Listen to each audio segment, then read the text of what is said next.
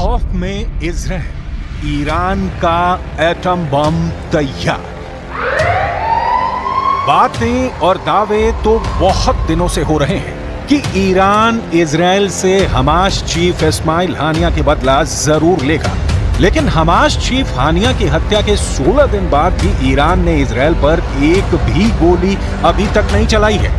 आखिर ईरान इतना ज्यादा वक्त इजराइल पर हमला करने में क्यों लगा रहा है? इस सवाल का एक जवाब ये है कि ईरान इजराइल पर बहुत बड़ा परमाणु हमला करना चाहता है ताकि इजराइल को दोबारा हमला करने का मौका ही ना मिले। ईरान से जुड़े इस सनसनीखेज खबर ने इजराइल के होश उड़ा दिए हैं। प्रधानमंत्री नेतन्याहू से लेकर अमेरिकी राष्ट्रपति बाइडेन तक ईरान की एटमी तैयारी से भौचक्के रह गए हैं। इंटरनेशनल मीडिया में छन छन करा रही खबरों से पता चला है कि ईरान इजराइल पर बड़ा हमला करने से पहले एक जबरदस्त परमाणु धमाका करने जा रहा है ताकि इजराइल और उसके दोस्तों को साफ संदेश दिया जा सके कि अगर ईरान को इजराइल ने दूसरा गाजा बनाने की कोशिश की तो ईरान इजराइल को परमाणु बम की आग में भस्म कर देगा। जरा देखिए ईरान के परमाणु हमले को लेकर क्या तैयारियां चल रही हैं।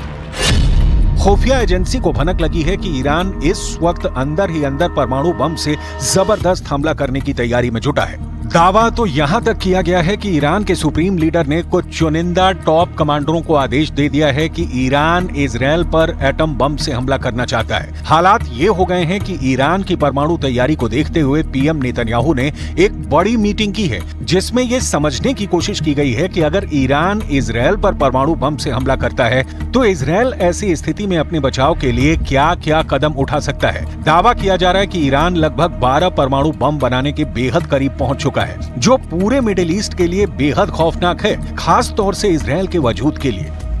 ईरान अपने बेहतरीन ड्रोन और मिसाइलों के लिए मशहूर है। दावा किया जाता है कि ईरान के पास लगभग 48 से ज्यादा ऐसे बंकर हैं जिसमें घातक मिसाइलें मौजूद हैं। दिक्कत यह है कि ईरान से इजराइल के बीच की दूरी 1700 से 2000 किलोमीटर तक है।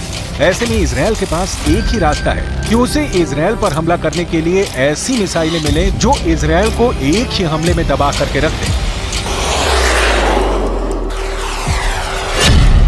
इसी जरूरत को ध्यान में रखकर ईरान ने अभी तक इजराइल पर घातक हमला नहीं किया है, क्योंकि चीन और रूस ने ईरान को बड़े हमला करने से पहले पूरी तैयारी करने को कहा है। खास तौर से ईरान को 2000 किलोमीटर तक मार करने वाली ऐसी मिसाइलों से रूस और चीन लैस करना चाहते हैं जो इजराइल को बचने का मौका ही ना दे।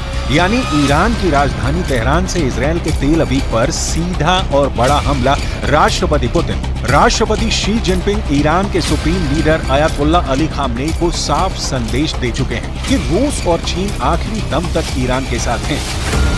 खबर है कि रूस ने अपने लड़ाकू परिवहन विमान से दर्जनों परमाणु क्षमता वाली मिसाइलें तेहरान पहुंचा दी हैं। दावा तो यहां तक किया जा रहा है कि अगर तेहरान ने इनमें से एक भी मिसाइल से इजराइल पर हमला किया तो इजराइल का विनाश कोई रोक नहीं सकता है। We are looking on this Iranian network that put a deadly explosive inside Israel, and we will act against the Iranian terror wherever it is. We will not expect, we will not get any Iranian explosive devices here and not do anything. We will act determinedly against the Iranian terror wherever it is. Iran की missile जरूरतों के मद्देनजर उसे रूस ने Iskander मिसाइलें दी हैं। Iran को इजराइल तक पहुंचने के लिए लगभग 1200 किलोमीटर की मारक क्षमता वाली मिसाइलों की आवश्यकता है, जबकि इस्कंदर सिस्टम की मारक क्षमता 500 किलोमीटर तक है। लेकिन रूस ने ईरान को जो इस्कंदर मिसाइल दी है वो लेटेस्ट वर्जन की है। इजरायली मीडिया के मुताबिक रूस ने ईरान को 1500 किलोमीटर तक हमला करने वाली R-500 क्रूज मिसाइलों के साथ इस्कंदर के सिस्टम दिया है, जो ईरान को जबरदस्त मिसाइल पावर दे रहा है। इस्कंदर के लंबी दूरी तक मार करने वाली परमाणु क्षमता वाली मिसाइल है। इसके अलावा रूस का मरमंग्स BN सिस्टम ईरान को दिया गया है। इजरायली विदेश मंत्री इजराइल काट्ज का साफ कहना है कि ईरान इजराइल पर बहुत बड़े हमले का प्लान बना चुका है, यानी ईरान अब रूसी मिसाइलों से इजराइल पर हमला करने जा रहा है।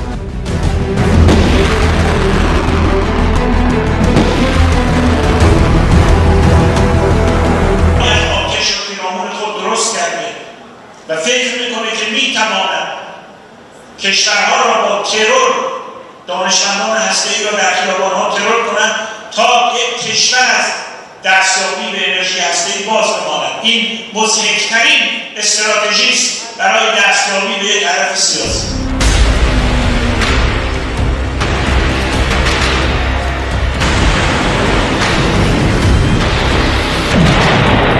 पूर्व रक्षा मंत्री और वर्तमान में रूसी संघ के सुरक्षा परिषद के सचिव सर्गेई शोइगु तेहरान में जिस वक्त ईरान के IRGC के commander major general Mohammad Bagheri से मिल रहे थे, उस वक्त किसी को अंदाजा नहीं था कि रूस में इजरायल ईरान युद्ध में कितना बड़ा खेला कर दिया है।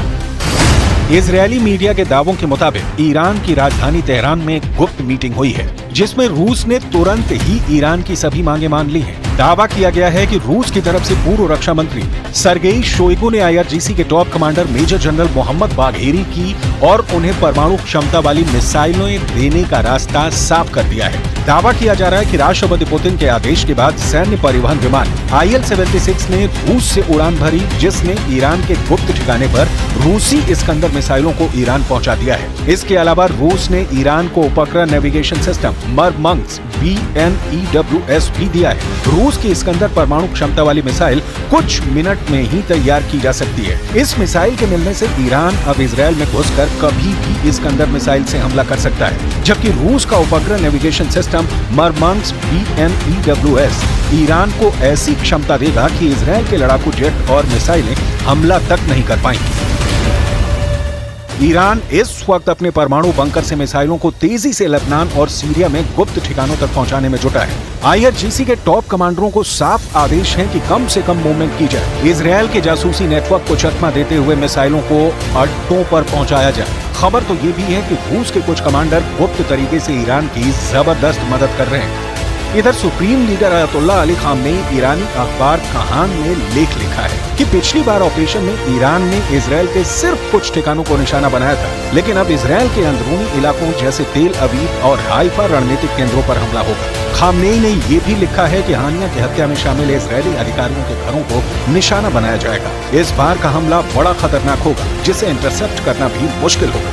رژیم صهیونی جنایتکار و تروریست با این اقدام زمینه مجازات سختی را برای خود فراهم ساخت و خونخواهی او را که در حریم جمهوری اسلامی ایران به شهادت رسید وظیفه خود می‌دانیم.